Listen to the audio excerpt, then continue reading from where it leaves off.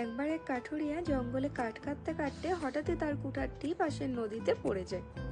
কাঠুরিয়া মাথায় হাত দিয়ে কাঁদতে বসে যায়।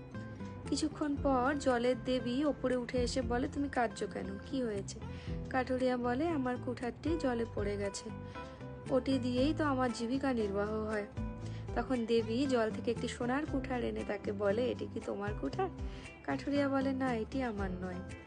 এরপরে জলের দেবী একটি রূপোর কুঠার এনে তাকে বলে, এটি তোমার কুঠার? কাঠুরিয়া তখনও বলে, না, এটি আমার নয়। এরপরে দেবী একটি লোহার কুঠার এনে তাকে বলে, এটি কি তোমার? তখন কাঠুরিয়া খুব খুশি হয়, বলে, হ্যাঁ, এটি আমার কুঠার। তখন দেবী তার সততায় মুগ্ধ হয়ে তাকে 3টি কুঠারই প্রদান করে।